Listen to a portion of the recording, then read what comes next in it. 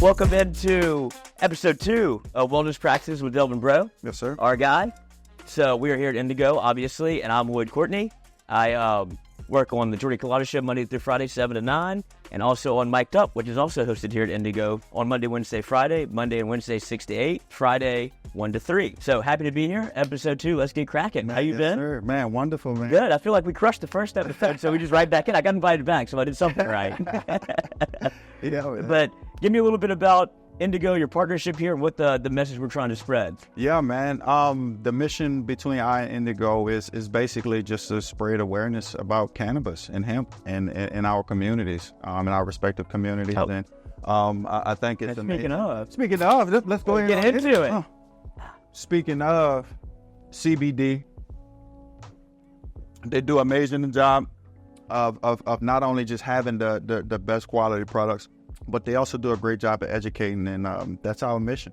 Yeah, absolutely, because you don't want to half-step into this thing. Nope. You want to be educated, know what you're doing, know what products you're getting, because there's milligrams and all of these things that you have to be a little bit educated on, whether it be the tinctures, the gummies, the pouches, or the drinks. Yep. So the more you know, the better, the more you'll enjoy it. Absolutely, I agree. And so let's get to topic 1, dude.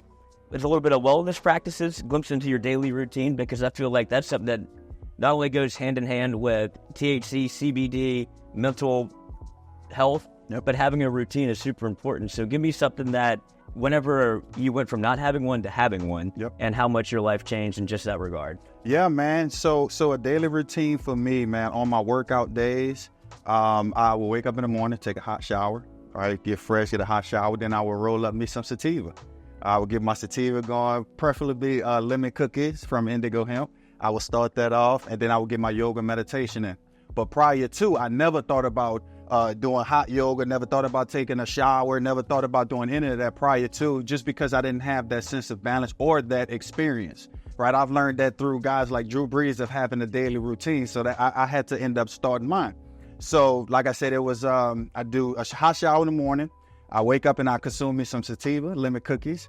Then I will go ahead on and get my yoga meditation in, which is phenomenal. It gives me that peace of mind before I step out into the world.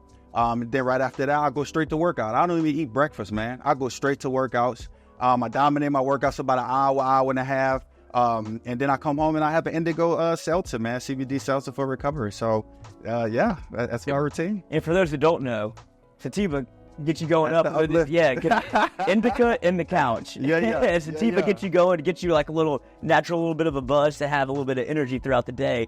And for something like, from my personal experience, having that routine, whether it be a sativa, like rolling up, to get you going, I feel like that's super important to have. Like, if you don't have things that you can hit on every day and keep your routine, you won't ever have one. I'm telling you, man. Like my coach told me in Canada, man, he said it takes 21 to 30 days to make or break a habit. Yes. Right. So if you want to do it, if you want to focus on your routine, do it.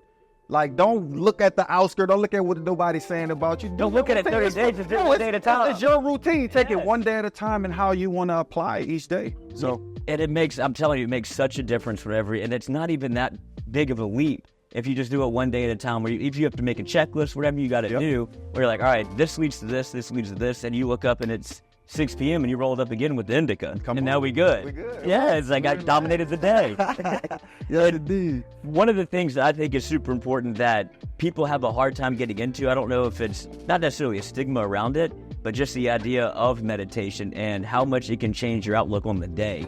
And I want you to get your perspective, because like you said, like there's days when you didn't, and then you had to have, like, probably talked into a little bit more and get some buy-in on meditation. But once you start, how much did you see your day-to-day change? Man, once I started meditating, man, from day to day, man, my life and my journey just became more confident. I was able to do more. Like, I didn't go out to clubs and bars and everything because there's too many people, bro. Yeah. Like, I would get nervous. I start backing away. My friends would be like, where you going, bro? And I'd be like, I got to leave because my anxiety rushed. But once I started meditating, man, everything, it just brought everything to balance. My mind, body, and soul. I'm like, okay. I'm locked in. You feel me? If I can do this every day before I step out into this world, man, I'm gonna be phenomenal. And that's what I've been doing, bro. It's phenomenal. And not only for like your daily life, but how much did it impact? Like, did you see a performance difference, whatever you like athletically? Yes. So that's the good thing. I started when 2015. I met Drew Brees and I asked him about his routine. I'm not gonna give it out to y'all because y'all, that's Drew Brees' routine. Drew Brees had this routine, man. It was phenomenal. And I was like, how do you do that every single day from sun up to sundown? And he was like, man, it's just called discipline. It's just discipline. And I had to take that into my routine. And once I started doing that and focusing on my discipline while I was playing, I became the highest paid cornerback in CFL history. Yeah. So that's just a credit to me and my discipline and focusing on meditation, man. Do you have any tips of what you would do? Or for somebody that's just starting off? Because for me, like I've tried to get people into it, and it's hard to explain the benefits of it if they go into it with a closed mind. Yeah, man. So any tips I would give anyone who's trying meditation for the first time, man, just find what works for you, right? Because meditation and therapy can be used in so many different ways, right? I don't just sit at home and meditate. I do yoga while I meditate, or I will go bowling, right? I look at it as therapy. You big on this bowling? Yeah, we man. gotta get out. We gotta go. But that's like you said. When I throw the ball down there, it's like I'm releasing so much stress, anger, pain. I'm letting it all go down the lanes into hitting the ball. So that's meditation and therapy for me. So for anybody that want to go, find what works for you. Meditation is big in all realms. Absolutely. First of all, if you start meditating, I would imagine, but even if you have to take it a step further, what do you think about your experiences with therapy? My experiences with therapy, man, I think therapy is cool. I think it's awesome. Because it's another man. stigma that's around, like same thing with like CBD or marijuana, where it feels like there's this certain stigma attached to it where it shouldn't be. At all, man. I think therapy is cool, and anybody out there that wants to go to therapy, go, because it's a safe place. You can go there and talk to somebody one-on-one about how you're feeling, letting your emotions out, being vulnerable. So I would say go to therapy. It is definitely good for you and your mind. And what would you say to like some of how do you broach that conversation either with yourself or with somebody around you when you feel like, I think I need help, but how do you start that process? I would approach the situation, about mental health or coming forward about my mental health. It's just basically holding myself accountable, letting myself know that I suffer with whatever disease or ailment it is. And then we go get the help. Talk to a close friend. Mm-hmm. You know what I'm saying? Like, okay, I'm going through something. I was trying to commit suicide, but I had my close friend Pee-wee right next to me when I can call him. He said, bro, call me 24/7. I can call Pee-wee right now and he gonna sit up here and vibe with me. Find you somebody like that. Find you somebody that's trustworthy of your information.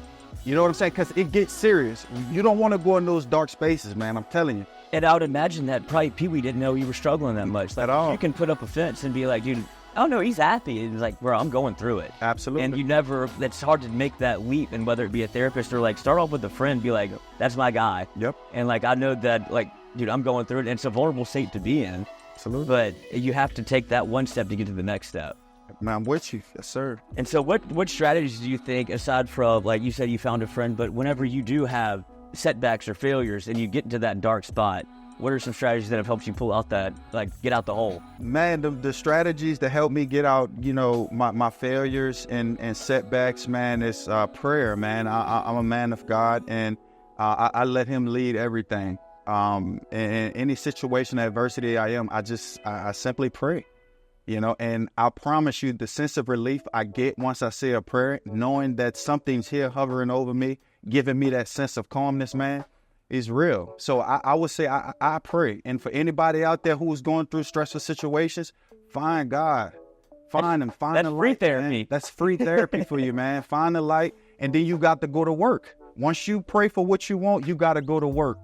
It's go time. You can't sit up there and say, oh, I want this life, or I want this, or I want this to go away. If I'm not putting in the work. Exactly. So nobody's going to give you nothing. Go put in the work. I think a big part of that is what's happened with indigo, cannabis, and wellness. Like, when you get into that, how is hemp, cannabis played a part in your life, and have you seen a dramatic difference from where you weren't and to where you are now? Man, yes. Hemp and cannabis is definitely playing a major role in my life, man. I love it. I don't see a day where I won't stop using it, man. It's just because I know the benefits. And now I'm partnering with Indigo, and I know what they're about, what their mission is about. it don't do nothing but just give me that added advantage to want to consume cannabis more just because of the way it makes me feel.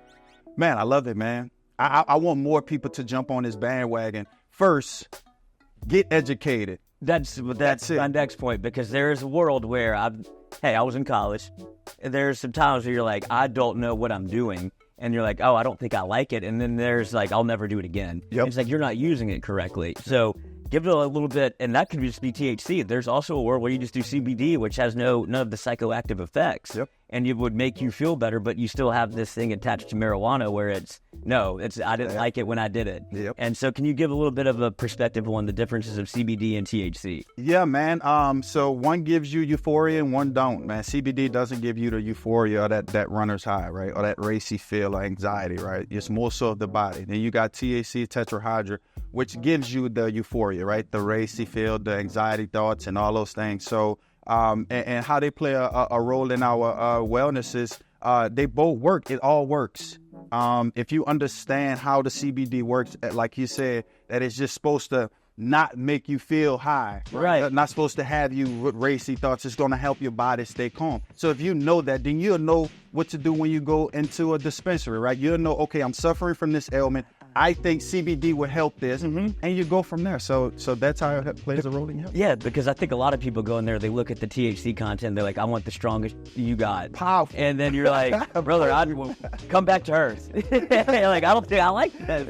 And from the CBD perspective, like you as an athlete, like the body recovery that you can get from it. Like if you have, like, you don't have to be an athlete, but if you do have like older age, you're like, my knees hurt, my back hurts, like it helps tremendously in that regard. Yeah, man. Even patients with glaucoma, you know, schizophrenia patients, you know, HIV patients who suffering from appetite, cancer patients. Man, it works if you understand what it is, and then you can go and apply it to yourself, to your ailments. Yes, and speaking of sports, how much do you think the landscape has changed with cannabis, and whether it be NFL? I feel like that was the biggest one, because, or even college. Like we talked about this in the first episode with Tyrann Mathieu, who I don't think he did anything wrong, but it was such a stigma attached to whether it be Tyrann Mathieu, Ricky Williams, where he got suspended from the league. Tyrann Mathieu gets kicked off the team, and it's because there wasn't an understanding of what was actually going on. Yeah, I say, what I always say, right source but wrong timing. I always say it's the right source of consumption, because you want to consume things that you feel is helping you out on a day-to-day basis, but it was just the wrong timing. For Ricky Williams, for Tyrann Mathieu, for all those guys. Now it's changing, and how I see this landscape is going to make it work between, you know, sports medicine and cannabis is the players. The players are going to have to really tell these doctors, team doctors, that, hey, I find this alternative medicine or this alternative plant is working better for me than these pills that you have in your cabinet.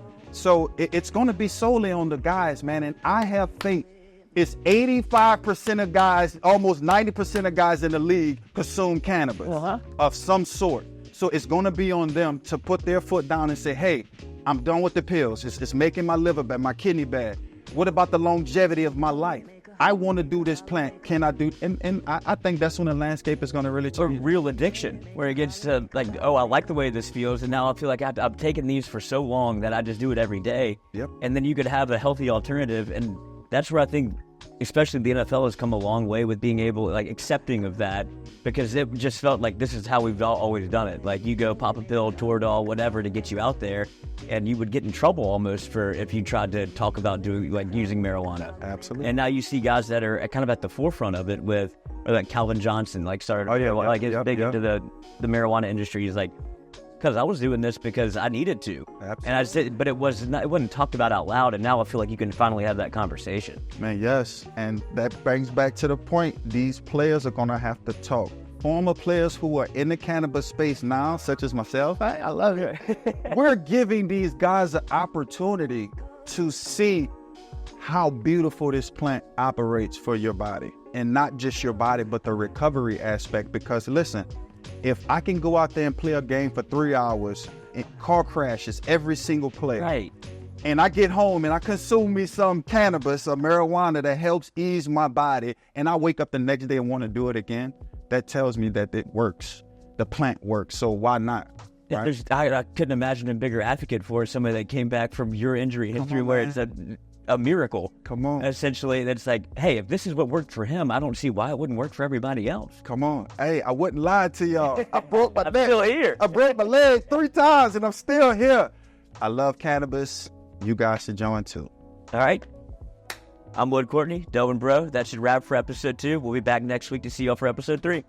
Peace.